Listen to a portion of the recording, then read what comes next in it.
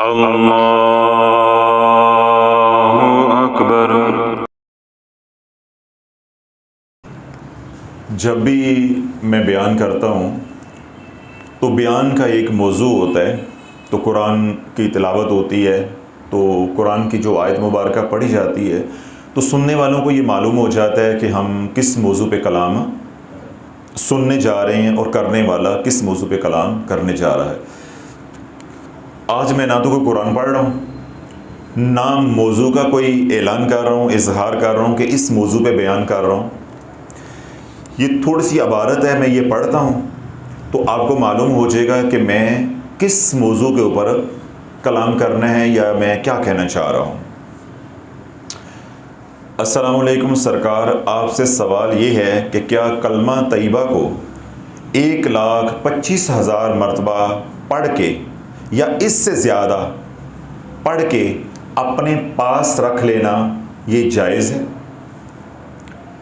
और ये भी रहनुमाई फरमाएं कि क्या ये पढ़ना भी दुरुस्त है? सरकार, मैं सूरह तारक का अमल कर रही हूँ। आपने जिन अमाल की इजाज़त दी है वही अमाल मैं पढ़ रही हूँ। मैं कलमा तैयबा को सिर्फ अज़ान के वक्त या सुबह उठते वक्त 2 से 3 दफ़ा पढ़ती हूँ। सरकार, मेरी सास ने 1.25 लाख मरतबा कलमा तैयबा को पढ़कर जमा कर लिया है अपने पास। वो कहती हैं ये आखिरत के लिए है। वो किसके लिए है? आखिरत के लिए है। और मेरी सास ने 60,000 मरतबा कलमा शरीफ पढ़ के, यानी कलमा तैयबा की बात कर रही हैं, पढ़कर अपनी एक फौत शुदा सहेली को बख्श दिया है। क्या ऐसा करना दुरुस्त है? सरकार, मैं तो अपनी सास को रोक भी नहीं सकती, वो इंतहाई सख्त मजाज हैं। बराए मेहरबानी ये भी रहनुमाई फरमाएं कि जो लोग किसी के फौत हो जाने के बाद खजूर की गुठलियों पर कलमा तैयबा, कुल शरीफ, सूरह यासीन वगैरह वगैरह पढ़ते हैं, क्या ये दुरुस्त है? हमारे रिश्तेदारों में यानी हमारे ख़ानदान में भी ऐसा ही होता है। सारी दुनिया को तो हम रोक नहीं सकते, मैं अपनी फैमिली को तो बचा सकती हूँ। मेरे अमल के दौरान जितनी भी फोतगियाँ हुई यानी डेथ हुई, मैंने उधर भी जाके दुरूद इब्राहीम ही पढ़ा। यानी फूडी पे गई तो वहाँ जाके जो पढ़ाई हो रही थी तो इन्होंने दुरूद इब्राहीम ही पढ़ा। हमारी इस्लाह भी आपने ही की है। अल्लाह पाक आपको हज़ारों खुशियाँ अता फरमाए। मुझे आपने मज़ीद बर्बादी से बचा लिया है, इसलिए अल्लाह का लाख लाख शुक्र अदा करती हूँ कि जिस रब ने मुझे आपसे मिला दिया और आपके ज़रिए रहनुमाई फरमाई। आगे जो उन्होंने लिखा हुआ है वो उन्होंने अपने सूरत तारक के बारे में लिखा हुआ है, वो हमारे आज के मौजू से मुताबिकता नहीं है। 2-3 फ़िक्रे हैं, उसका जवाब मैं बाद में दे दूँगा। ये जिस तरह का बहन ने ख़त लिखा या ये वॉइस मैसेज होगा, कमेंट होगा जो सोशल मीडिया वालों ने मुझे ट्रांसलेट करके दिया है, इस तरह के कमेंट्स या इस तरह के मैसेजेस या इस तरह के टेक्स्ट मैसेजेस या इस तरह के व्हाट्सएप रोज़ाना सैकड़ों की तादाद में आते हैं। क्यों? जूँ अल्हम्दुलिल्लाह हमारे बयानात से उम्मत के अंदर शऊर आ रहा है तो फिर वो सवाल भी उठा रहे हैं। आपको मैंने ये कहा कि मैं ये नहीं बताऊंगा कि मैं किस मौजू पे कलाम करने जा रहा हूँ, तो मैंने आपको क्या पढ़ के सुना दिया है? कमेंट, ख़त कह लें, वॉइस मैसेज कह लें, कुछ भी आप कह लें, कि पढ़ के मैंने सुना दिया है कि ताकि आपको मालूम हो जाए मैं क्या कहने जा रहा हूँ। और जिन्होंने ये सवाल या पूछा है जो कुछ भी, उनका भी मालूम हो जाए कि उम्मत इस वक्त दीन से कितनी दूर है और जहालत के किस आला दर्जे के ऊपर फाइज हुई है। जहालत के किस आला दर्जे के ऊपर फाइज हुई है। पहले फ़िक्रे के अंदर यानी पहली 2 सत्रों के अंदर आपने सुना कि 1,25,000 मरतबा कलमा तैयबा पढ़ा जा सकता है, जायज़ है। रहनुमाई फरमाएं। सरकार, मेरी सास ने 1.25 लाख मरतबा कलमा तैयबा पढ़ के जमा कर लिया है। सवाल अब यहाँ है, कहाँ जमा किया है? सवाल हमारा ये है, उस बैंक का नाम बता दें, उस संदूकड़ी का नाम बता दें, उस संदूकची का नाम बता दें, उस तरीके का, उस जगह का नाम बता दें कि जिसमें ये जमा होता है। हमारे उलमा ने, हमारे बड़ों ने, हमारे मशाइख ने हमें जो किताबें पढ़ने के लिए कही, हमने पढ़ी, हमने ज़िंदगी गुजारी है, हमें तो समझ नहीं आई कि कलमा कितने बंद करना है, ये महफूज कैसे करना है। अपने लिए, आखिरत के लिए उन्होंने जमा कर लिया है और 60,000 मरतबा पढ़कर अपनी एक दोस्त को हदिया कर दिया है। अल्लाह वालों, ये जहालत नहीं है तो और क्या है? जहालत नहीं है तो और क्या है? जो काम मैं कर रहा हूं या जो काम आप कर रहे हैं, हर अमल हमारा क्या है? नामा अमाल में लिखा जा रहा है। तो मेरी समझ से बालातर ये कौम है या ये पढ़ने पढ़ाने वाले लोग, बिलखसूस ये ख़वातीन बड़ी उम्र की, कि भाई तुमने कहाँ जमा कर लिया है। और ये रवाज या ये बिद्दत या ये जो रीत है या ये जो रस्म है या ये जो सोच है, ये इतनी तेज़ी के साथ सरायत कर रही है माशरे के अंदर कि बड़ी उम्र की औरतें बच्चों को आगे तलकीन करती हैं कि सवाला कलमा पढ़ के रख लो, ज़िंदगी का कोई पता नहीं हैगा। भाई तूने ये पानी समझा हुआ वासा का कि या ये मोटर का पानी है कि भाई बर्तनों में डाल के रख लो, टैंकी में महफूज कर लो, बिजली का कोई पता नहीं है, या वासा का पानी का पता नहीं है कि आना है कि नहीं आना। मेरा सवाल ये है कि कलमा पढ़ के आपने रखा कहाँ है, वो जगह हमें बताएं, वो तरीका हमें बताएं। आपको मालूम हो गया कि इस वक्त अल्लाह वालों हम दीन से कितना दूर है। जब इन्हें यही मालूम नहीं है कि कलमा पढ़ के मैंने रख लिया है, ये रखा भी जा सकता है कि नहीं रखा जा सकता, तो ये इस अमल की क्या हैसियत रह जाती है या इस अमल की क्या अफादियत रह जाती है। बाकी जहां तक बात है कलमा पढ़ना ठीक है या नहीं, तो भाई कलमा पढ़े बगैर तो इंसान मुसलमान नहीं होता। ये ठीक और गलत वाली बात है ही नहीं है। ये तो बच्चे बच्चे को मालूम है कि पढ़ो, जितना मर्जी पढ़ो, ये अल्लाह का जिक्र है। अब लोगों ने क्या तमाशा शुरू किया हुआ है कि अगर कहीं फोतगी हो गई अल्लाह वालों, तो 7 जुमेरातें जो है वो ख़त्म दिलाए जा रहे हैं। ठीक है, हम जी इतनी मरतबा, 40 मरतबा, 100 मरतबा, 200 मरतबा, 1000 मरतबा जी हफ्ते में सूरत यासीन पढ़ी जा रही है। फिर अगली कबाहत क्या मदारस ने फैलाई है कि लोग मदारस में जाते हैं, वो जी हमें कुरान बख्श दें, मेरी माँ फौत हो गई है कुरान दे दें। मदरसे से एक मौलवी निकलता है, वो कहता है जी 20 कुरान आपको दिए। फिर मौलवी निकलता जी 50 कुरान आपको दिए। फिर मौलवी निकलता कहता है 100 कुरान आपको दिए। अल्लाह वालों, मैंने ज़िंदगी इनके अंदर गुजारी है, मेरे घर की दीवार इनकी दीवारों के साथ मुश्तरका है, मुझे मालूम है ये किस तरह के लोग हैं। आप किसी मदरसे में चले जाएं, किसी मसलक का वो मदरसा है, किसी मसलक का, उनको जाके कहें कि मेरी वालदा फलां अजीज़ फौत हो गए, हमें कुरान चाहिए, वो कहेगा जी 200 पड़ा हुआ, 200 ले जाए। बाद में जाके रुपया 1000 लगाएं, दूसरे साथी को बेच दें, 200 वो भी ले आएगा। फिर अगले को 1000 रुपया दें, 200 वो भी ले आएगा। शाम तक आप बंदे बेचते रहें, बल्कि नहीं क़यामत तक बंदे बेचते रहें, वो 200 कुरान नहीं ख़त्म होना, वो 200 कुरान नहीं ख़त्म होना। तो अल्लाह वालों, यही रोता हूं कि तुम्हारे पेशवाओं ने तुम्हारा बेड़ा गर्क कर दिया है और तुम जिस ज़माने में रह रहे हो, दुनिया की तालीम आपने हासिल की है, अल्लाह के वास्ते आंखें खोल लो। मौलवियों को बुरा भी कहते हो, फिर उनके पीछे अंधी तकलीद भी करते हो। उन्होंने तुम्हें कैसे मामू बनाया हुआ है, कैसे ट्रक की बत्तियों के पीछे लगाया हुआ है। अल्लाह वालों, अमल वही एसाले सवाब है, उसी का नफ़ा है जो आप करके अपने वालिदैन के लिए कर रहे हैं, और उससे अफजल अमल वो है जो आप करके इस दुनिया से अपने साथ ले गए, जो अपने साथ ले गए।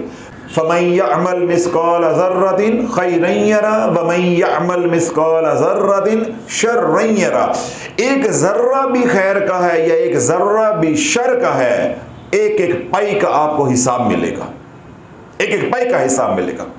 तो अल्लाह सबसे अफजल क्या है कि आप नेक आमाल वाली ज़िंदगी गुजारें, हजूर अलैहिस्सलाम के ग़ुलामी वाली ज़िंदगी गुजारें। उसके बाद अल्लाह वालों, आप किसी के मोहताज ही नहीं हैं, किसी के मोहताज नहीं है। कोई आपको एसाले सवाब कर देता है, बिस्मिल्लाह, कोई आपको एसाले सवाब नहीं करता। अल्लाह वालों, आप अपने रब की रहमत पे भरोसा रखो, आप किसी के मोहताज नहीं हो। अल्लाह ने अपने महबूब अलैहिस्सलाम की उम्मत के ऊपर वो करम फरमाया है जो आपका तसव्वुर भी नहीं, क्यों आपने दीन सीखा नहीं है। आपने दीन सीखा नहीं है। जिन्होंने ये कलमा पढ़ना शुरू किया या अपने पास महफूज किताबों में रखा, पता नहीं वल्लाहु आलम कौन सा बैंक उन्होंने बनाया हुआ है जिसमें वो जमा कर लेते हैं, मुझे तो ये बात समझ ही नहीं आती। मैं उन सब को झंझोड़ के ये समझाना चाहता हूं कि जिनका कोई नहीं होता उनको इसाले सवाब कौन करेगा? जिनका कोई नहीं होता उनको इसाले सवाब कौन करेगा? जो सहराओं में मर जाते हैं, दरियाओं में मर जाते हैं, या जो बे औलाद होते हैं, उतर नखत्तर होते हैं, उनको इसाले सवाब कौन करेगा? मेरा रब रहमान है, रहीम है, और उसको अपने महबूब से इतना प्यार है, उसकी उम्मत से अल्लाह ने इंतज़ाम ऐसा किया है, लेकिन हमने कभी कुरान खोला ही नहीं है। हम नमाज पढ़ते हैं, हमने कभी आज तक सोचा ही नहीं है मैं नमाज में क्या पढ़ रहा हूँ। हम नमाज में पढ़ते हैं रब्बना ग़फ़िरली वलिवालिदैया वलिल मुमिनीन यौम यक़ूमुल हिसाब। अल्लाह ने तुझे घेरा ऐसा दिया है कि तू न चाहते हुए भी ईमान वालों की मग़फ़िरत जब तक नहीं मांगेगा, तेरी नमाज नहीं हो रही, तू नमाज से निकल नहीं सकता। रब्बना ग़फ़िरली वलिवालिदैया वलिल मुमिनीन यौम यक़ूमुल हिसाब। ऐला यौम हिसाब के दिन ईमान वालों को और मेरे वालिदैन को बख्श दे। तू हर नमाज के अंदर दुआ अल्लाह करवा रहा है। इसलिए मेरे हुज़ूर अलैहिस्सलाम ने इरशाद फरमाया कि मेरी उम्मत गुनाहगार कब्रों में उतरेगी, मग़फ़ूर होके उठेगी, यानी गुनाहों से बिल्कुल पाक होगी। बाकी मैदान माशर में अल्लाह ने जो ज़ाब्ता बनाया है, वल्लाह वालो एक निज़ाम है, वो तरीका है। महबूब की उम्मत में हर बंदे ने बख्शे जाना है। इसलिए मैं मौलवियों को भी कहता हूँ, अवाम को समझाता हूँ, अल्लाह वालो इनके पीछे ना लगो। जो उलमा हक हैं, उलमाए हक हैं, मशाइख हैं, उनके पीछे लगो। ये फी ज़माना जो यूट्यूबर्स हैं, मौलवी हैं, ये तुम्हें वहाँ ले जाएंगे जहाँ तुम्हें पानी पीने को मिलेगा नहीं, पानी पीने को मिलेगा नहीं। जिसके सीने के अंदर राई बराबर भी ईमान है, उसने जन्नत में जाकर रहना है, जाकर रहना है, जाकर रहना है। खुदा के वास्ते लोगों को काफिर ना कहा करो। ये ना हो कि वो तो राई बराबर ईमान लेके चला जाए, तू काफिर कहने वाला, तू ईमान यही दे के चला जाए, तेरी दुनिया भी बर्बाद हो जाए, तेरी आखिरत भी बर्बाद हो जाए। अल्हम्दुलिल्लाह, अल्लाह वालों जितने भी बेअमल मुसलमान हैं, जैसे भी हैं, सोच नहीं आप सकते कि इन बेअमलों की भी रब की बारगाह में क्या कदर है। मरने के बाद इन बेअमलों के लिए भी अल्लाह नमाजियों से, जिंदों से दुआ करवा रहा है, रब्बना ग़फ़िरली वलिवालिदैया वलिल मुमिनीन यौम यक़ूमुल हिसाब। अगर तुम अलग से माँ बाप के लिए बरसी नहीं भी करते, अलग से ख़त्म नहीं भी दिलाते, तो लवलो औलाद अगर नमाज पढ़ने वाली बन गई है तो वो माँ बाप के लिए दिन में कई बार दुआ कर रही है। जब भी वो 2 रकते पढ़ेंगे, 4 रकते पढ़ेंगे, नफल पढ़ेंगे, सुन्नते पढ़ेंगे, कुछ भी पढ़ेंगे, वितर पढ़ेंगे, वाजिब पढ़ेंगे, उस वक्त तक नमाज से बाहर नहीं निकलने अल्लाह देता जब तक तू वालिदैन के लिए दुआ नहीं कर लेता, और जब तक तू ईमान वालों के लिए दुआ नहीं कर लेता। कभी अल्लाह की रहमत को तो समझो।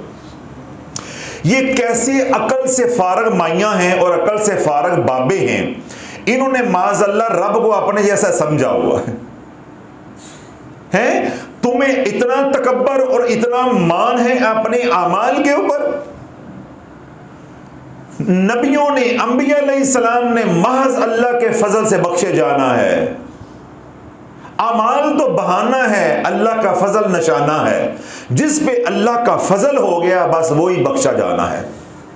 अमाल तो अल्लाह वालों इस दुनिया में इसलिए ज़रूरी है कि अगर हम अमाल वाली ज़िंदगी नहीं गुजारेंगे तो हम गलत रस्तों पे चल पड़ेंगे कि कहीं ये ना हो कि मरने से पहले हम ईमान से महरूम हो जाए। वगरना अल्लाह को अमाल की क्या ज़रूरत है? जो अल्लाह ने आपको ईमान दिया है, जाग रहे हैं, जो अल्लाह ने आपको ईमान दिया है, किन अमाल की बुनियाद पे दिया है? ये मेरा सवाल है, बोलो। अब जो अल्लाह ने ईमान की दौलत दी है, नूरे ईमान दिया है, किन अमाल की बुनियाद पे दिया है? क्या अल्लाह के साथ कोई आपकी रिश्तेदारी, साकादारी है, या बड़ों की कोई रिश्तेदारी थी, या अल्लाह के आप चहेते हैं, लाडले हैं, या अल्लाह का आपके बगैर गुजारा नहीं है? माज़अल्लाह। ज़ालिका फ़ज़्लुल्लाहि युअतीही मन यशा वल्लाहु ज़ुल फ़ज़्लिल अज़ीम। अल्लाह वालों, ये तो अल्लाह का फजल है जिस पे हो जाए। अल्लाह ने तुम्हारे पे फजल कर दिया, बिन मांगे तुझे ईमान दे दिया, इंशाअल्लाह वो बिन मांगे भी तुझे जन्नत भी अता कर देगा। तू अपना सीना खुला रखकर रब की रहमत को महदूद ना कर, रब की रहमत बड़ी वसी है, रब की रहमत बड़ी वसी है। ला तक़नतू मिन रहमतिल्लाह, अल्लाह की रहमत से मायूस ना हो, ना लोगों को करो है। लोगों को इस दुनिया में जो झंझोड़ना है, करना है, वो क्या है कि नेक अमाल पे रहें, अपने लिए भी वो सुखी रहें, लोगों के लिए भी वो सुख का जरिया बने, बस। इससे ज्यादा अल्लाह वालों अमाल की कोई हैसियत नहीं है। क्या हमारे अमाल अल्लाह की शान शान है? नहीं।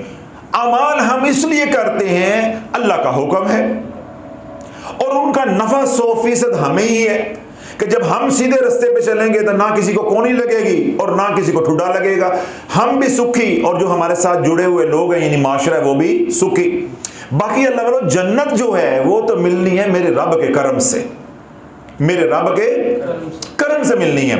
चाहे माँ की बरसियां करवा लो, तो चाहे ये सूरह यासीन के ख़त्म करवा लो, चाहे आप 7 जुमेरातें ख़त्म करवा लो। मैं ये सब पूछता हूँ जो 7 जुमेरातें करवाते हैं, तो 7 जुमेरातों के बाद उन्हें वहाँ से टेलीग्राम आता है, मेल आती है, जन्नत से व्हाट्सएप आता है, तुम्हारी माँ बख्शी गई है।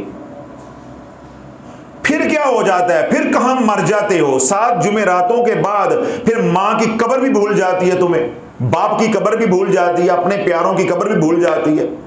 फिर जा साल के बाद छोले वाली देग, नमकीन देग चनों वाली पका के तो कर दी, जो अपने आप को सखी लजपाल चौधरी मलक खान कहलवा लिया 4 बंदे इकट्ठे करके। ये इसका मां को क्या नफा हो रहा है? अल्लाह वालों जो मैं आमाल कर रहा हूं, औलाद है, औलाद चलती फिरती वालिदैन के लिए सदका जारिया है, इन पे मेहनत करो। ये जो पैसा आप लगाते हो खत्मों के ऊपर, महाफल के ऊपर, मौलवियों और पीरों पे लुटाते हो, दस्तरखान पे डिशें सजा के लोगों को बुलाते हो और अपनी अमारत दिखाते हो, काले कपड़े पहनते हो बरसी वाले दिन, ये जो लोगों को दिखाते हो, ये माल अपनी औलाद पे, यतीमों पे, मस्कीनों पे, बेवाओं पे लगाओ, माशरे पे लगाओ, उनको दीन सिखाओ, उनको दीन सिखाओ। एक भी अपने बच्चे को आलमे दीन बना दोगे, एक भी अपने बच्चे को अल्लाह वाला बना दोगे, अल्लाह वालों तुम नहीं तुम्हारा सारा इलाका बख्शा जाएगा। अल्लाह हजारों लाखों लोगों की शफात का उसको जरिया बनाएगा। जिसने एक हज किया, जाग रही है कितने हज? एक। अल्लाह के नबी अलैहिस्सलाम ने इरशाद फरमाया कि वो 400 अफराद की शफात करेगा।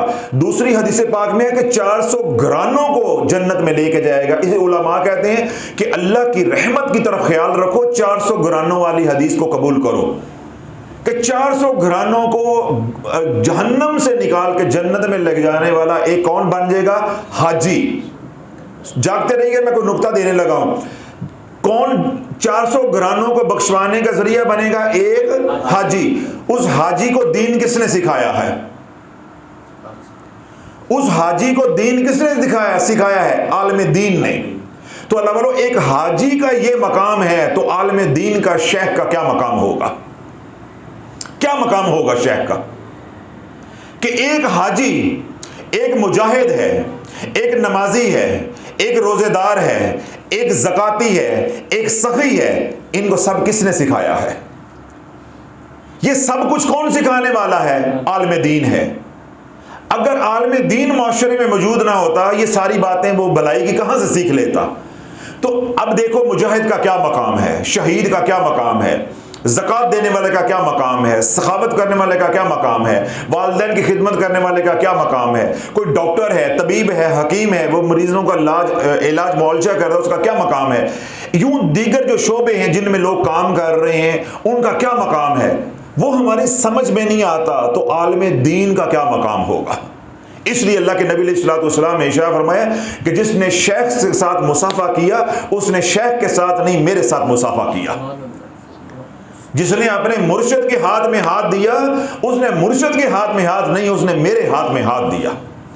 फिर अल्लाह के नबी अलैहिस्सलाम का इरशाद पाक है कि क़यामत के दिन जब लोग आएंगे तो अल्लाह के नबी अलैहिस्सलाम क्या है, लोगों को हौज़े कौसर पे पानी पिला रहे होंगे जन्नत के बर्तनों में।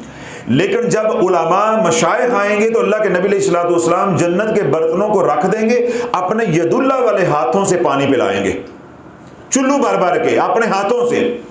तो आपकी उम्मत पूछेगी या रसूलुल्लाह आप भी हम भी आपके उम्मती, ये भी आपके उम्मती, हमें जन्नत के बर्तनों से पिलाया, इनको अपने हाथों से पिलाया। तो अल्लाह के नबी अलैहिस्सलातु वस्सलाम इरशाद फरमाएंगे कि जब तुम दुनिया इकट्ठी कर रहे थे तो मेरे ये दीन की अशात के लिए काम कर रहे थे। तो अल्लाह वालों, अपने माल से अपने बच्चों को आलिम दीन बनाओ, अल्लाह वालों के साथ जोड़ो, उसका माँ बाप को नफा होगा। क्या है, जब तक वो आलिम दीन का काम कर रहा है तो क्या है, वो सदका जारिया है, वो सदका जारिया है। जितने लोगों को नमाजी बनाएगा, हाफिज बनाएगा, गुनाह से तौबा करवाएगा, हाजी बनाएगा, ज़कात पे उनको तैयार करेगा, उशर देने पे तैयार करेगा, बहनों का हक देने पे तैयार करेगा, या दीगर आमाल पे उनको खड़ा करेगा, वो सब के सब उस आलम के लिए क्या है, सदका जारिया। तो आलम किसका बेटा है, आपका, तो सारा कुछ किसके नामा अमाल में आएगा, आपके। मैंने कई बार कहता हूं कि मैं जो दिन रात अल्हम्दुलिल्लाह अल्लाह की तौफीक से मेहनत कर रहा हूं अल्लाह की रज़ा के लिए, तो ये सारे का सारा अजरो सवाब पहले मेरे शेख के नामा अमाल में लिखा जाता है, उसके बाद मेरे माँ बाप के नामा अमाल में लिखा जाता है, बाद साड़ी बारी आती है। यानी मैं नमाज पढ़ रहा हूँ, दरसो तदरीस कर रहा हूँ, खप रहा हूँ, समझा रहा हूँ, जो कुछ भी कर रहा हूँ, अल्लाह अगर वो अपनी बारगाह में अपनी रहमत से, फजल से कबूल फरमा रहा है तो वो क्या है, उसका पहले सबसे ज्यादा अजर सवाब किसका है, मेरे शेख के, जिसने मुझे इस रास्ते पे लगाया, फिर वालिदैन, और उसके बाद फिर मेरी जात, फिर माशरा। समझ आ गई? तो अल्लाह वालों, अगर हम इस पैसे से अपनी औलाद को दीन सिखाएंगे, दीन पर लेकर आएंगे, तो वो सदका जारिया ज्यादा बेहतर है, या ये है कि काले कपड़े पा के तो छोलियां वाली देग पका के तो जनाब ये जी साड़ी बरसी हो गई मां दी, उससे मां को क्या ठंड पड़ जाएगी। एक देग से मां बख्शवा रहे हो, एक देग से ही मां बख्शवा ली, फिर 7 जुमेरातें दे दी। फिर मैंने यही पूछा है, सवाल किया है कि तेरे पास क्या दलील है, तुझे वहां से मेल आई है, टेलीग्राम आई है, व्हाट्सएप आया है कि तेरी मां बख्शी गई, मजीद चौरों की जरूरत नहीं है। अल्लाह वालों, कैसी हमारी मत मारी हुई है। मौलवियों और पीरों ने खाने के प्रोग्राम बनाए हुए हैं और आपको मामू बनाया हुआ है। हर आपका वो काम जो अच्छा है वो वालिदैन के लिए सदका जारिया है, सदका जारी है। बाकी अल्लाह वालों, ये जो बातें हैं कि जी वो कलमा पढ़ लिया तो वो संभाल लिया, भाई ये मसला फीसा गौरस तो मुझे ही समझ नहीं आया, तो मैं आपको क्या जवाब दूंगा। मुझे तो यही नहीं समझ आया कि संभाला किथे वे, वो कौन सा बैंक है, कौन सी ये प्लास्टिक मनी है, पेपर मनी है जिसका संभालते हैं उसका कुछ तरीकाकार होता है, ये कौन सा बैंक है, कौन सी ये संदूकची है जिसमें उन्होंने संभाला है, वल्लाहु आलम। इन्होंने रब को जो वो क्या समझा हो। अल्लाह बोलो, जो अच्छा या बुरा लफ्ज हमारे मुंह से निकल गया बस वो लिखा गया, उसका अजर भी है, उसका नुकसान भी है, यानी उसकी जजा भी है, उसकी सजा भी है, सवाब और गुनाह का फैसला हो जाना आगे जाके, वो हमारे नामा अमाल में लिखा। अब ये कहना जी मैंने आगे आखिरत के लिए संभाल के रख लिया है, यानी सास के बारे में वो खातून कह रही है कि मेरी सास बड़ी सख्त मजाज है, कलमा पढ़ के रखा हुआ है 1.25 लाख, बीबी तो कलमा सिर्फ एक बार पढ़ ले, मजाज अपना दुरुस्त कर ले, तू जनती है। ये ना हो कि कलमा 1.25 लाख पड़ा हुआ है और इतने लोगों के दिल दुखा के जाए कि ये कलमा दे के भी तेरी जान ना जुटे। अपने आप को हल्का करो, जब यहां से दुनिया से जाओ तुम्हें 4 आंखें रोने वाली हों, जमाने को पता चले कोई उठ गया है, किसी को दर्द हो तुम्हारे जाने का, ये ना हो कि तेरे आल औलाद तेरा खानदान ये कि शुक्र है मर गई है, जान छूट गई है, इसने बहुत तंग किया हुआ था मोहल्ले में, गली में भी फलां को भी तंग किया हुआ था। समझ आ गई? तो अल्लाह बोलो, ये अपने तर्ज अमल पे जो है वो गौर व फिक्र करो कि हम क्या कर रहे हैं। बाकी ये फतवे लेने वाली या सवाल पूछने वाली बात ही नहीं है, मैंने ये पढ़ के रख लिया, मैंने ये पढ़ के संभाल लिया, मैंने क्या कहा, मैंने तो यही समझ नहीं आई तो संभालिया कितने, मैं इसका जवाब क्या दूं। क्यों कि हर चीज जो वो जहालत पे मबनी है, हर चीज क्या है, जहालत पे मबनी। आप अल्लाह का जिक्र करो अल्लाह के लिए, अल्लाह का जिक्र करो अल्लाह के लिए, फिर देखो रहमत कैसे छमछम बरसती है। जिस रब ने तुझे कलमा पढ़ने की तौफीक दे दी उस रब की रहमत को समझने की कोशिश करो कि वो रब कितना रहीम है, वो कितना करीम है। अल्लाह के लिए पढ़ो, सारी उम्मत के लिए पढ़ो। फिर मैं जो सिखाता हूं, शाफी जो सिखाता है वो ये कि सबका भला सबकी खैर। ये भी कोई सोच है, अपने लिए पढ़ के रख लिया। कभी आज तक खानगा में हमने ये दर्स दिया है कि आज का जो जिक्र हुआ है या आज का जो भी दुरूद पाक पढ़ा गया वो हमारे लिए? अल्हम्दुलिल्लाह हम 100 अरब दुरूद पाक पूरी दुनिया में पढ़ रहे हैं मिलकर। तो क्या हमने ये कहा कि अपने अब्बे के लिए, अम्मा के लिए? नहीं, हजूर की उम्मत के लिए है। हजूर के रूहानी लंगर खाने में हमारा ये हिस्सा है कि ये छोटा सा हिस्सा हमारा भी उस लंगर खाने में डाल जाए, कि हमारा भी नाम हो जाए कि हजूर के लंगर खाने में डोनेशन देने वाले ये कादरी शाफी भी हैं। बाकी आगे सरकार जाने, लंगर बांटने वाले जाने, वो जिन्नात को दें, इंसानों को दें। 18,000 आलमीन हैं, कहाँ कहाँ कौन बस रहा है, किसको देना है किसको नहीं देना, मालिक जाने, मालिकों का काम जाने। तो अल्लाह वालों अपना वुस्सत, अपना ज़हन खुला रखो। क्यों आपका ज़हन जो है वो तंग है तो आप माज़अल्लाह अल्लाह की रहमत को भी महदूद जानते हो, हालांकि ये कुफर है। जब रब ला महदूद है तो उसकी रहमत भी ला महदूद है। उसके रहमत के खजाने इतने हैं कि वो बगैर हिसाब के सबको जन्नत दे दे तो रत्ती बराबर भी उसके खजानों में कमी नहीं आती। अल्लाह वाला, तुमने अल्लाह को क्या समझ लिया हुआ? ये कौन सी तैयारियों में पड़े हुए हो? अच्छे अखलाक बनाओ, अच्छे लोगों से मिलो। अगर ये खत आता कि मेरी माँ 5 वक्त की नमाजी, यानी मेरी सास माँ 5 वक्त की नमाजी है, उसका मजाज बहुत अच्छा है, मेरे से बहुत अच्छा सलूक करती है, बस यही बात सास के लिए, बख्शिश के लिए काफी है। अगर यही बहू वहां क़यामत के दिन खड़ी हो गई, मैं फिर पूछांगा 1.25 लाख कितने जांदा है। अगर फर्ज करो वाकई ये बहू हक पे है। ऐसे ही बाज घरों के अंदर क्या है कि बहू लगी हुई है टकाटक टकाटक टकाटक, उसने सास की जो जिंदगी है वो अजीरन की हुई है। ऐसी इबादतों का कोई नफा नहीं। अल्लाह वालों, जिन्होंने अल्लाह की मखलूक को दुख दिया, अल्लाह के हाँ उनकी कोई कदर नहीं, चाहे वो जितने बड़े आबिद हैं, जाहिद हैं, अल्लाह को किसी की इबादत की हाजत नहीं है। अल्लाह उससे प्यार करता है जो उसकी मखलूक से प्यार करता है। हम देखें 5-5 घंटे 6-6 घंटे बोल रहे हैं तो क्या है, हमारी बेलने में हाथ आया हुआ है, बेलने में बाजू आया हुआ है? किस लिए बोल रहे? अल्लाह राजी हो जाए, अल्लाह की मखलूक का भला हो जाए। तो अल्लाह उससे प्यार करेगा जिससे जो अल्लाह की मखलूक से प्यार करता है। तो इसलिए अल्लाह वालों, ये सारा जो जहर आपके अंदर भरा हुआ था कि जी आज हमने 10वां करवाना है, आज हमने तीजा करवाना है, आज हमने 40वां करवाना है, आज हमने बरसी करवानी है, आज के बाद क्या है, सिर्फ हमने अल्लाह का जिक्र करना है और सारी हजूर की उम्मत के लिए करना है, सिर्फ अपने माँ बाप के लिए नहीं करना। मेरी माँ है तो वो भी तो किसी की माँ है जिसका कोई पढ़ने वाला नहीं है, जिसका कोई पढ़ने वाला नहीं है, तो तू उसका बन जा, तो तू उसका बन जाएगा, अल्लाह तेरा बन जाएगा। तो अगर तू ये काम नहीं करता, तो मैंने क्या कहा शुरू में, अल्लाह ने इंतजाम पहले बड़ा ठोक बजा के किया हुआ है। रब्बना ग़फ़िरली वलिवालिदैया वलिलमुमिनीना यौम यक़ूमुल हिसाब। दुरूद सदका पढ़ोगे, अल्लाहुम्मा सल्लि अला सय्यिदिना मुहम्मदिन अब्दिका व रसूलिका व सल्लि अलल मुमिनीना वल मुमिनात वल मुस्लिमीना वल मुस्लिमात। अल्लाहुम्मा ग़फ़िर लिल मुमिनीना वल मुमिनात वल मुस्लिमीना वल मुस्लिमात। तो अल्लाह वालों, जिसका कोई दुआ करने वाला नहीं उसके लिए भी अरबों दुआ करने वाले हैं। इसलिए कोई इतना गुमंड ना रखें कि मैंने 1.25 लाख पढ़ा हुआ है, ये कोई तकब्बर की बात नहीं है। बाकी अल्लाह ने तौफीक दे दी है तो पढ़ो और हजूर की बारगाह में हदिया करो, सारी उम्मत को बांट के मरो। जो जायदादें दे के मरते हैं, अपने मामलात साफ करके मरते हैं, उनकी और कब्रें ठंडी रहती हैं। फिर जो इस तरह के झगड़े छोड़ के मरते हैं, उनकी औलादें थाने कचहरियों में रुलती हैं, कत्लो गारत होता है, उनकी कब्रों में भी फिर आग रहती है। इसलिए जो नेक अमाल कर रहे हो हजूर के लंगर में डाल दे जाओ, हजूर बांटते जाएंगे। अल्लाह ने अपने महबूब को कासिम बनाया है।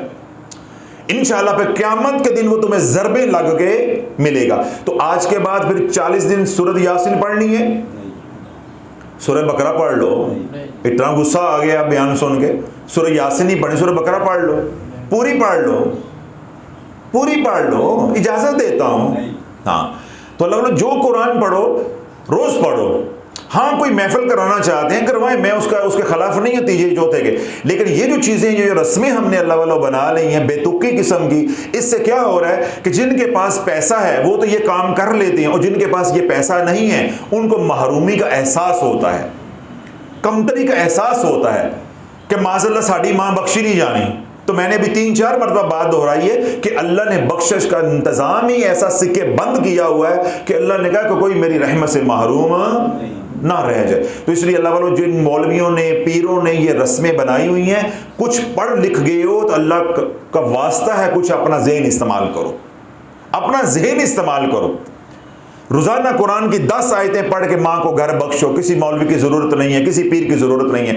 दूसरा, मैंने ये बात पहले भी एक बयान में ये कही थी, आज भी दोहरा रहा हूँ, अल्लाह वालों जो ये सामने रख के ख़त्म पढ़ते हैं, इसकी कोई हैसियत नहीं है, इसकी कोई मंतक नहीं है, इसकी कोई दलील नहीं है। ये जो पढ़ के आगे रखा जाता है, दूध होता है, चावल होते हैं, गोश्त होता है और दीगर ग़ज़ाएँ होती हैं, खुराकें होती हैं, फल होते हैं, फ्रूट होते हैं, ये क्या है, सारे चले जाते हैं पीर के घर में या मौलवी के घर में, और आपको क्या मिलते हैं, चनों वाले चावल, नमकीन, वो पीछे फूड़ी दे बैठ के चटाई पे बैठ के आपको वही मिलना है। जो वो पास मालिक होगा यानी जो मेज़बान है, उसको वो पानी वाला गिलास जिसमें मौलवी फूंक मारेगा वो मिल जाना है, या पीर फूंक मारेगा वो मिल जाना है। बाकी दूध भी जो है वो पीर ने पीना है, और बच्चियां ने पीना है। तो जो खुराक है, खाना है सारा, वो भी सारा कहाँ जाना है, मौलवी के घर में। तो अल्लाह वालों, मौलवी और पीर ये मसाले आपको नहीं देंगे, ये चुटकुले आपको नहीं देंगे, ये फार्मूले आपको नहीं सिखाएंगे, तो उनका घर कैसे चलेगा। तो मैं आपको क्या कह रहा हूं कि एक बार आप कहते हो सुभान अल्लाह, तो ये तेरा सुभान अल्लाह कहना तेरे नामा अमाल में बाद में लिखा जाएगा, तेरी माँ और बाप के नामा अमाल में पहले लिखा जाएगा। मुझे बता कि तू किस मौलवी का और पीर का मोहताज है, तूने जानबूझ के अपने आप का मोहताज बना लिया। आज से कुछ साल पहले मैं वाबरा टाउन में बयान करने के लिए गया, तो जब मैंने वहां महफिल मिलाद करने का तरीका लोगों को बताया कि भाई 2 बंदे बैठ के महफिल मिलाद कर सकते हैं, घर के 4 बंदे बैठ के महफिल मिलाद कर सकते हैं। तो अल्हम्दुलिल्लाह कितने साल वो लोग मेरे पास यहाँ आते रहे हैं कि हज़रत साहब हमें वक्त दे दें, हमने बयान करवाना है, हमें वक्त दे दें। हमें तो पता पहली बार चला है कि महफिल मिलाद इतनी सादगी के साथ भी हो सकती है। हम तो ये समझते थे लाखों रुपया होगा, नात खान आएंगे, मौलवी पीर को हम पैसा देंगे तकरीर के लिए, वो आएगा तो फिर होगा।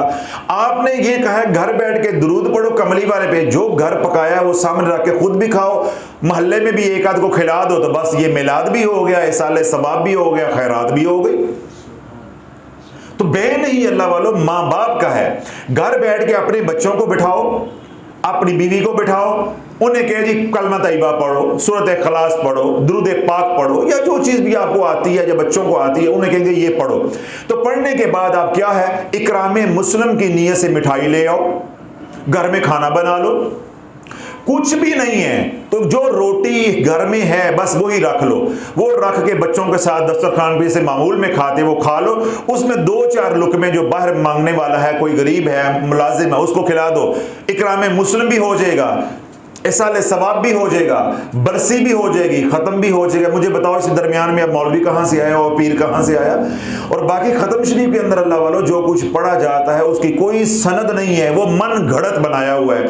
कुरान की कोई आयत कहीं से सूरत बकरा से शुरू से उठाई, कोई आखिर से उठाई, सूरत अल इमरान से उठाई, कोई सूरत अल मोमिनून से उठाई, फिर सूरत हशर में चले गए, वहाँ से फिर वहाँ से उठे तो 30वें सुपारे में चले गए। तो यूं ये सारा जोड़ के क्या बना लिया, उसका नाम क्या रख दिया है, खत्म शरीफ। ना तीनों मिन्नू आवे तो ना हम पढ़ सकें, ताकि हम मुस्तकिल तौर पे मौलवी और पीर के मोहताज रहें।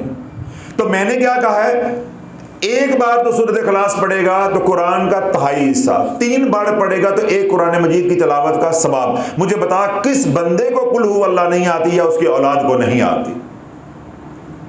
तो बच्चों को बाहर से बुला के उनको भी बर्बाद करते हो, पैसों का लालच दे के, और अपनी अमारत दिखा के अपनी नेकियां बर्बाद करते हो। अगर माँ से इतना प्यार है या अपने प्यारों से इतना प्यार है जो दुनिया से चले गए हैं, तो जो फकीर तरीका बता रहा है यूं खैरात क्यों नहीं करते, या यूं एहसाले सवाब क्यों नहीं करते, यूं एहसाले सवाब क्यों नहीं करते। घर बैठो, फिर ये है ना तीजे की जरूरत, ना दूजे की जरूरत, ना साते की जरूरत, ना 10वें की जरूरत, ना 40 की जरूरत। मैं ये कह रहा हूं तेरी माँ आज मरी है, तेरी माँ जिंदगी में तुझे एक पल नहीं भूली, तो तेरा फर्ज यह है कि तू हर रोज एहसाले सवाब कर। यही तो मेरा इख्तलाफ है 11वीं शरीफ पे, कि जिन लोगों ने 11वीं शरीफ को महीने में एक बार बना दिया है, मैं उन बदबख्तों से यही तो इख्तलाफ करता हूं कि मैं कादरी हूं, मुझे सिखाओगे कि 11वीं क्या होती है। मेरे बुजुर्गों का फैजान है, मुझे समझाओगे कि 11वीं क्या होती है। तेरी मां मर जाए, तू मंगल को भी एहसाले सवाब कर ले, अभी भी कर ले, कल भी कर ले, दिन रात करे, तो गौसे पाक जिनका फैजान पूरी कायनात में चल रहा है, उनके लिए महीने में एक बार है। जब तक 11वीं नहीं आएगी एहसाले सवाब नहीं हो सकता। यानी गौसे पाक के लिए एक दिन मुकर्रर हो गया जी, 11वीं को बस खत्म होना चाहिए।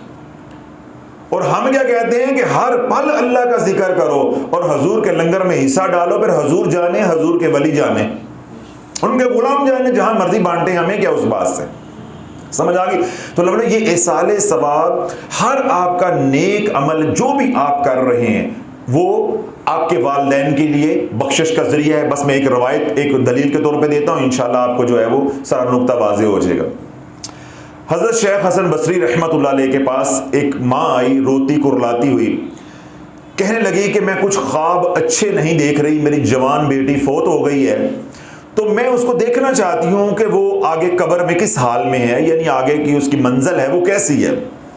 तो शेख हसन बसरी रहमतुल्लाह अलैह ने उसको अमल बताया कि अब रात सोने से पहले 4 रकत नमाज नफल पढ़नी है, और हर रकत के अंदर सूरह फातिहा के बाद सूरह तकासुर, अलहाकुमुत तकासुर 30वां सुपारा, सूरह फातिहा के बाद हर रकत के अंदर यह सूरत पढ़नी है। 4 रकतें आपने पढ़ के उसके बाद दुआ करनी है कि या अल्लाह मुझे अपनी बेटी से मिला दे और मेरे ऊपर मुनकशफ फरमा दे वो किस हाल के अंदर है। और जब तुम बिस्तर पे लेट जाओ, जब तक तुम्हारी आंख ना लगे, तुमने क्या करना है? दुरूद पाक पढ़ते रहना है। जागते रहिएगा, क्या करना है? दुरूद पाक पढ़ते रहना है। आज रात को अमल किया है हसन बसरी रहमतुल्लाह अलैह की इजाजत से। रात को अल्लाह पाक ने दिखाया कि उसकी बेटी को तारकोल का जो है लिबास पहनाया हुआ है, हाथों में पाँव में जंजीरें और बेड़ियां हैं, आग जो है वो उसके ऊपर चिमटी हुई है, आग लिपटी हुई है। यानी इंतहाई हौलनाक हैबतनाक अजाब की हालत में जब माँ ने देखा तो माँ पहले परेशान थी, अब ये जो मंजर सामने आया तो वल्लाह वालों कौन सी माँ है जो बर्दाश्त करेगी। वो रोती कुरलाती जब शेख हसन बसरी रहमतुल्लाह अलैह की बारगाह में पहुंची तो आपने फरमाया कि उसकी तरफ से सदका करो। क्या करो? उसकी तरफ से खैरात करो, सदका करो। अब शेख ने उस माँ को भेज दिया वापस। रात को हसन बसरी रहमतुल्लाह अलैह ने ख्वाब देखा। आप फरमाते हैं कि मैंने देखा कि जन्नत का बहुत खूबसूरत महल है, उस महल के अंदर एक बहुत ऊंचा एक तख्त है, उस तख्त के ऊपर एक बहुत ही हसीनो जमील लड़की बैठी हुई है और उसके सर पे जो है वो नूर का ताज है। तो मैं जब उसकी तरफ देखता हूं तो मुझे गुमान होता है कि ये जन्नत की हूरों की भी कोई सरदार होगी, यानी इतनी खूबसूरत है। तो जब मैंने उससे पूछा कि तुम कौन हो, तो उसने कहा कि शेख हसन बसरी, आपने मुझे पहचाना नहीं है। तो मैंने कहा कि मैंने आपको पहचाना नहीं है। तो वो खातून, वो बच्ची कहने लगी, मैं वही बच्ची हूं जिसकी माँ आपसे दुआ करवाने के लिए आई थी। मैं वही हूं जिसकी माँ आपसे दुआ करवाने के लिए आई थी। तो हसन बसरी रहमतुल्लाह फरमाते हैं कि मैं हैरत ज़दा हुआ। मैंने कहा कि कल तक तो तू हालत अजाब में थी, अब ये शान शौकत, ये मकाम, ये मंजिल तुझे कैसे मिल गई है? अब अल्लाह वालों सुनने वाली बात है।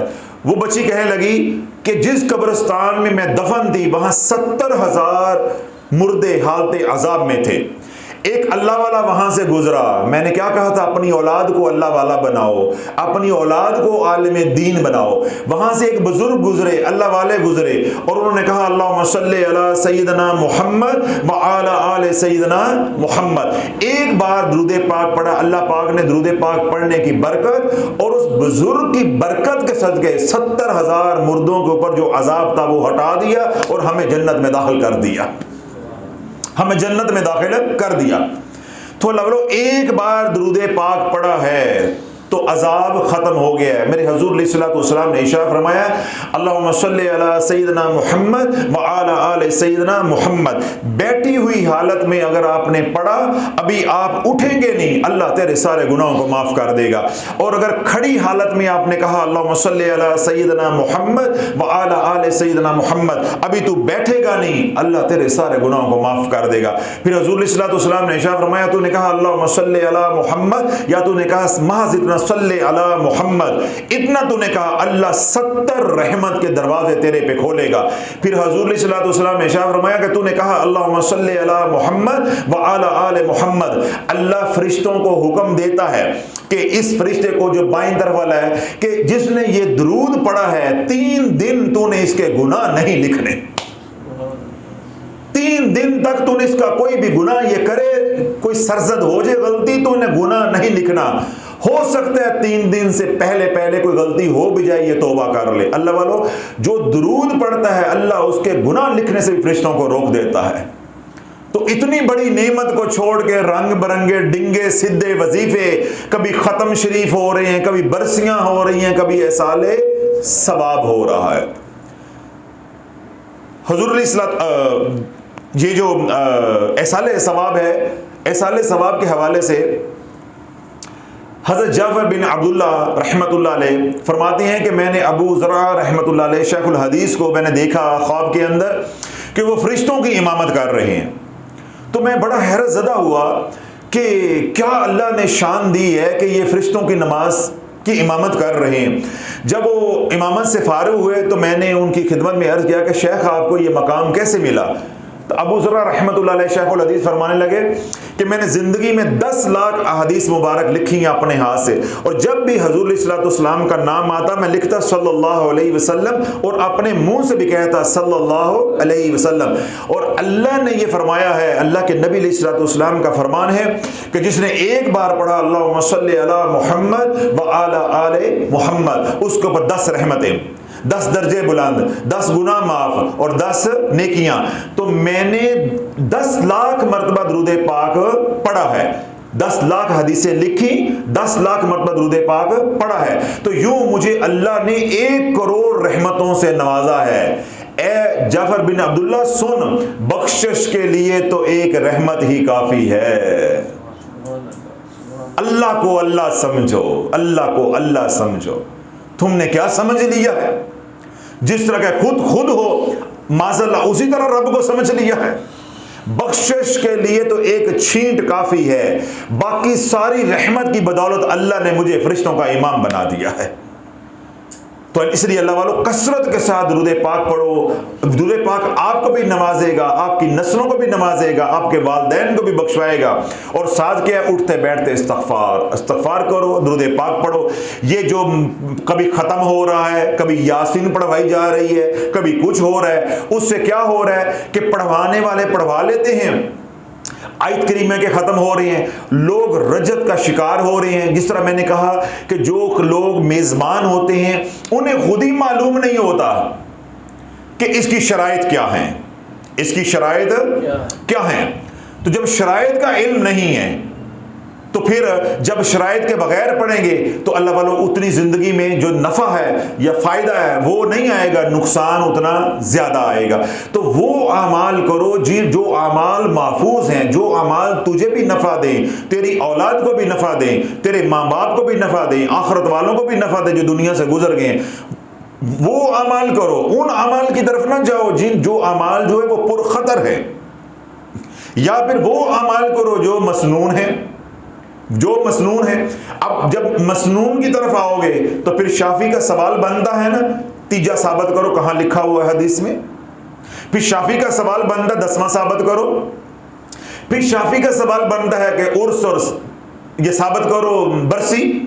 तो फिर आप क्या कहोगे, भाई ये साबित नहीं है लेकिन एसाले सवाब तो साबित है। तो भाई जब एसाले सवाब साबित है तो मैं भी तो यही रोना रो रहा हूं कि एसाले सवाब तो तू एक गिलास पानी किसी को पिला देगा उस पे भी तेरी मां बख्शी जाएगी।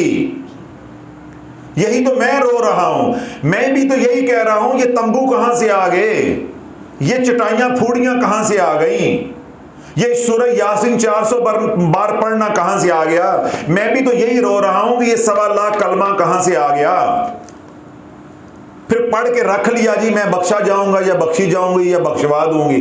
तो क्यों अपने आप को जलील कर रहे हो, अपने आप को मुश्किलात में डाल रहे हो? अल्लाह वालों, सादा सादा जिंदगी बसर करो, हुजूर अलैहिस्सलाम की गुलामी वाली 5 वक्त की नमाज पढ़ो, कुरान की तिलावत करो, दुरूद और सलाम पढ़ो, एक तस्बीह इस्तग़फ़ार की करो, आंखों की हिफाजत करो, रिज़्क़ हलाल कमाओ। ये 5 चीज़ों का पैकेज है क़यामत तक के लिए। जो इस धरती पे ये 5 काम करेगा, पैंतन पाक के सदके वो चलता फिरता जिंदा अल्लाह का वली है, वो जिंदा अल्लाह का वली है। इसके अलावा जो कुछ भी ज़माने में करोगे उससे तुम्हें अफारा ज़्यादा होगा, हाजमा कम होगा। यानी हजम नहीं होगा, अफारा ज़्यादा होगा। आज उम्मत अफारे से ही मर रही है, बजाय पढ़ पढ़ के उजड़ रही है। और फिर क्या कहते हैं जी, जिक्र उजाड़ देता है, कुरान उजाड़ देता है, जिक्र उजाड़ देता है, कुरान उजाड़ देता है। फिर बात को समझने की बजाय बात को उल्ट लेके जो है वो चल पड़ते हैं। ये जितने सारे ये पड़े हुए हैं हमारे पास नोट्स है, ये सारे वज़ाइफ कर कर के उजड़े हुए हैं, ये वज़ाइफ कर कर के ही उजड़े हुए हैं, जिन्होंने अपने घरों के घर जो है वो तबाह कर दिए। अब अल्लाह वालों, अगर मेरी बातों पे अमल नहीं करना तो आखिरी बात सुन लो, फिर जो तुम कर रहे हो वैसे करते रहो, फिर तुम्हारा अंजाम क्या होगा। अस्सलाम वालेकुम हज़रत साहब, कुछ वक्त हुआ है मैंने आपके बयानात सुनना शुरू किए हैं। मैंने रजत के खात्मे वाली वीडियोस से स्टार्ट किया, बयानात को सुना, क्योंकि मेरा मसला काफ़ी देर से चल रहा था। मेरा दिमाग ऐसे था जैसे बंद होता जा रहा है, दिल की धड़कन एकदम तेज़ हो जाती थी, मैं बहुत चीखती थी, बहुत तकलीफ़ होती थी, लेकिन समझ में नहीं आता था मैं करूं क्या। यही तो अल्लाह वालों रोता हूं कि जब अमाल अपनी मर्जी के करोगे, मसनून अमाल से हट के कुछ और ईजाद करोगे, तो तुम्हें वो अमाल वहां ले जा के मारेंगे कि तुम्हारा कोई पुरसान हाल नहीं होगा, तुम्हें रास्ता नहीं मिलेगा कि हमारे साथ हो क्या गया है, हो क्या गया है। मुझे समझ नहीं आती थी कि मैं क्या करूं। 1 साल 3 महीने हो गए हैं मैं अपने वालिदैन के घर आकर बैठी हूं। जरा जागते रहिएगा, ये वज़ाइफ नहीं, ये अल्लाह के जिक्र से नफ़ा हुआ है। जब शराइत पूरी नहीं की, घर उजड़ गया, माँ बाप को ब्याने का क्या फ़ायदा हुआ। 1 साल 3 महीने हो गए हैं मैं घर आके बैठी हूँ। मेरी 1 साल की बेटी है, शोहर से कोई राबता नहीं है। क्या कमा लिया?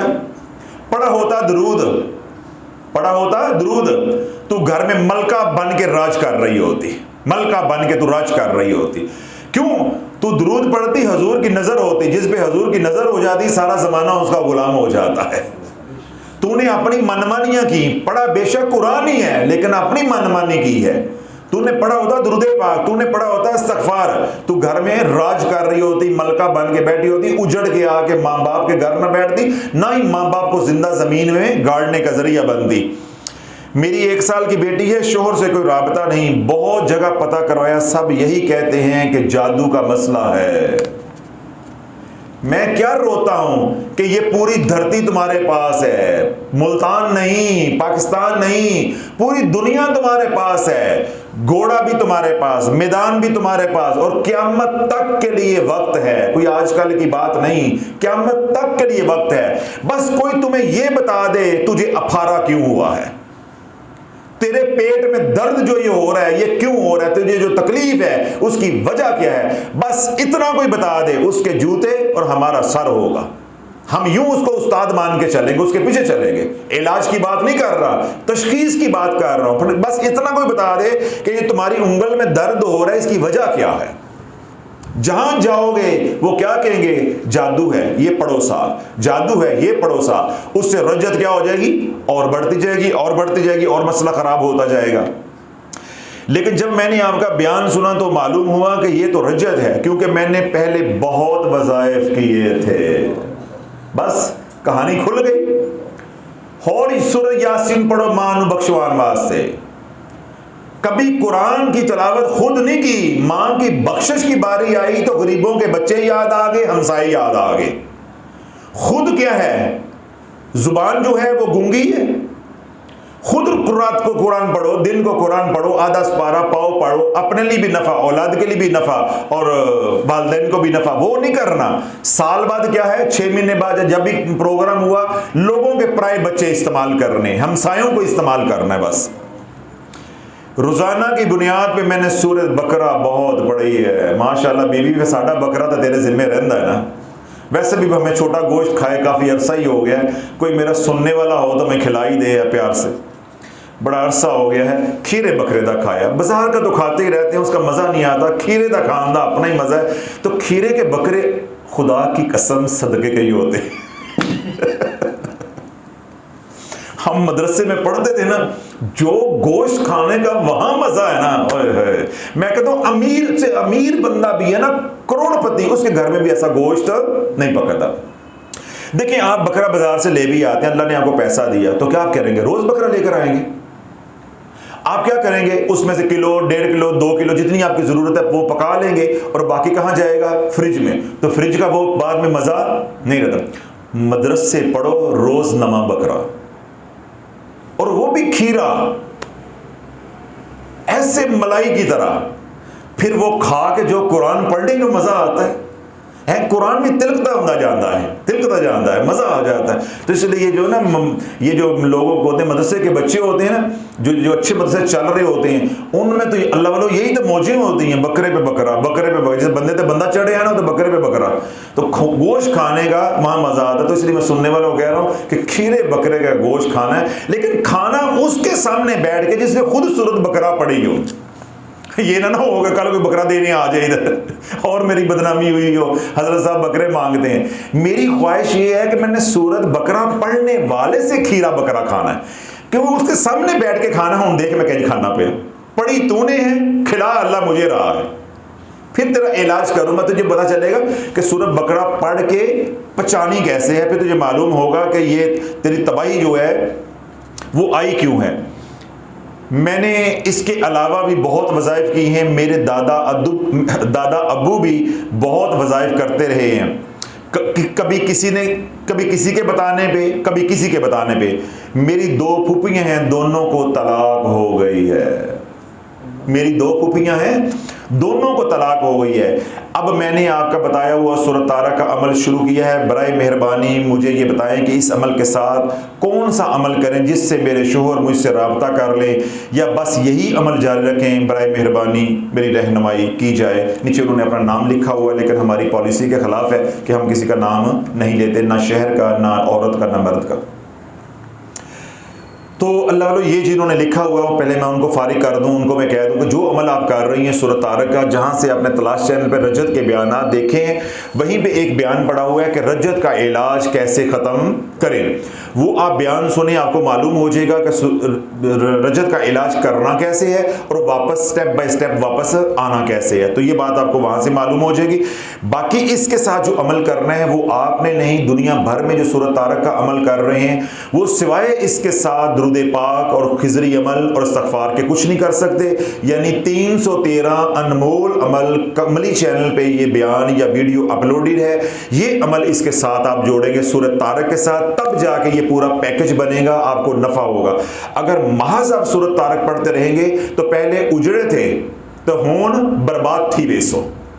सूरत तारक जलाली अमल है, जब ये शराइत के साथ नहीं पढ़ा जाएगा तो रोना तो फिर वहीं का वहीं हुआ कि पहले भी शराइत के बगैर पढ़े और अब भी शराइत के बगैर, फिर हमारे बताए में और किसी के बताए में कोई फ़र्क नहीं है। इसलिए तमाम सुनने वालों को ये कहूँगा, बारहा समझा चुका हूँ कि तमाम बयानात पहले सुना करें, हौसले के साथ समझा करें। 2, 4, 5 दिन, 7 दिन, 10 दिन के बाद जब तसल्ली हो जाए फिर अमल शुरू किया करें। बयान सुनते फ़ौरन अमल ना शुरू कर लिया करें। रजत के तमाम बयानात सुने जो सूरत तारक के ऊपर हैं, तलाश चैनल पे हैं, कुछ आरजू चैनल पे हैं। वो सुनने के बाद आप जो है वो सूरत तारक पढ़ें, आपको मालूम हो कि ऊपर कैसे जाना है, वापस कैसे आना है और इसके साथ कौन सा अमल मैं कर सकता हूं या कौन सा अमल मैं नहीं कर सकता। तो सूरत तारक के साथ आपने अनमोल अमल करना है और हर सूरत में करना है। अगर महज सूरत तारक पढ़ेंगे, अनमोल अमल नहीं करेंगे तो सूरत तारक क्या है, पहले तो सिर्फ उजड़ा है, ये जिंदा जमीन में तुझे गाड़ देगी।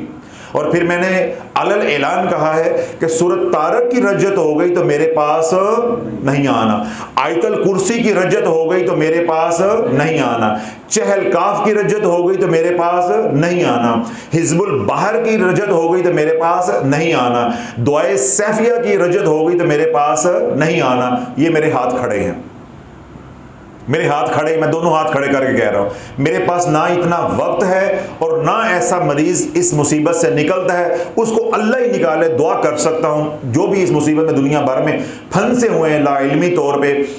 सफ़र के महीने में सोशल मीडिया के ऊपर माल कमाने के लोगों ने धड़ाधड़ हिजबुल बहर दुआ के वज़ाइफ करवाए हैं, चिल्ले करवाए हैं। अल्लाह वालों, अगर सोशल मीडिया से रूहानियत मिलने लगती तो घर घर में वली पैदा होते, घर घर में वली पैदा होते। तो बहरहाल अवाम को शऊर नहीं है। मैंने ये साले सवाब के हवाले से जो लोगों के तहफ़्फ़ुज़ात थे, सवालात थे, वो सारे जवाबात भी दे दिए हैं और मैंने अर्ज़ भी की है कि एसाले सवाब का कोई मखसूस तरीका नहीं है। अपना ज़हन इस्तेमाल करो, इन पीरों और मौलवियों को छोड़ दो। ये तो अपने घर के चूल्हे के लिए, किचन के लिए तुम्हें लगाते हैं इस काम के ऊपर।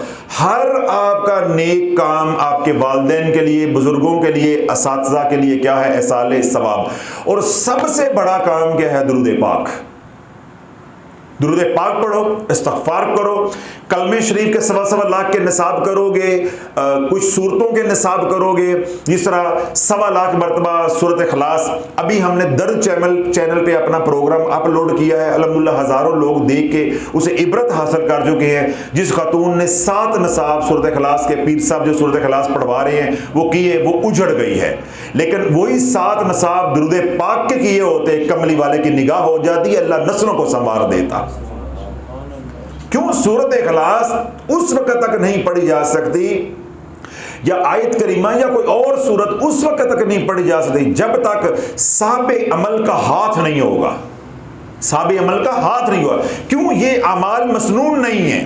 ये नुक्ता उम्मत को समझाते हैं कि सूरत तारक का कसूर नहीं है, कसूर तेरा है, तूने एहतियात नहीं की, तूने एहतियात नहीं की, कसूर तुम्हारा है। सूरत तारक का कसूर नहीं है। सूरे जो यासीन है, सूरे बकरा है, या और दीगर जो सूरतें लोग पढ़ते हैं या अमाल करते हैं, या आयत करीमा है, उनसे नुकसान नहीं हो रहा। जो उनके साथ शराइत जुड़ी हुई हैं, वो शराइत जब पूरी नहीं करोगे, हादी नहीं होगा, मुर्शद नहीं होगा, कोई आमिल, कोई उस्ताद नहीं पकड़ोगे, फिर उसकी सोबत में बैठ के वहां पे, ये नहीं यूट्यूब पे इजाजत लेके घर में पढ़ लिया। कितने आमलीन ने मुझे इजाजत मांगी है, मैं उनको समझाता हूं, अल्लाह वालों, यूट्यूब पे आमिल नहीं बना जा सकता, उजड़ जाओगे, उजड़ जाओगे। मैं तुम्हें कह दूं आयतल कुर्सी पढ़ लो, अगर सामने कोई हाजिरी होगी तो उस वक्त तो कौन काबू करेगा? तो किससे राब्ता करेगा?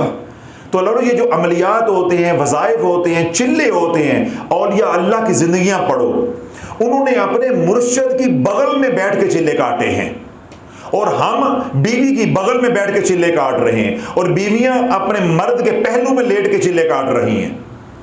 और जो कम दर्जे के हैं वो टीवी लॉन्च में टीवी लगा के, मॉर्निंग शो दे के, ड्रामे दे के टकटक चिल्ले हो रहे हैं, जनाब ये वजीफे हो रहे हैं। तो वो उजड़ेंगे नहीं तो और क्या होंगे? तो जब शराइत के बगैर हम करेंगे तो हमें नुकसान होगा। इसलिए मैं उम्मत को इधर लेकर आ रहा हूं कि वज़ाइफ को छोड़ो, मसनून अमाल की तरफ आ जाओ। एक अमल अल्लाह की सुन्नत है और एक अमल तमाम अंबिया अलैहिस्सलाम की सुन्नत है। दो सुन्नतों के दरमियान में आ जाओगे, इधर भी महफूज हो, इधर भी महफूज हो, तुम भी महफूज हो, तुम्हारा माशरा भी और तुम्हारी आने वाली नस्लें भी महफूज हैं। अल्लाह रब्बुल इज़्ज़त मुझे भी आपको उम्मत को समझ की तौफीक अता फरमाए। जिस फ़िक्र पे हम काम कर रहे हैं, अल्लाह इस फ़िक्र को उजागर करे, इस शऊर को उजागर करे। अल्लाह हम सब का आना बैठना, ये कोशिश करना कबूल व मंजूर फरमाए। सुब्हान रब्बिक रब्बिल इज़्ज़ति अम्मा यसिफून व सलामुन अलल मुरसलीन वल्हम्दुलिल्लाहि रब्बिल आलमीन।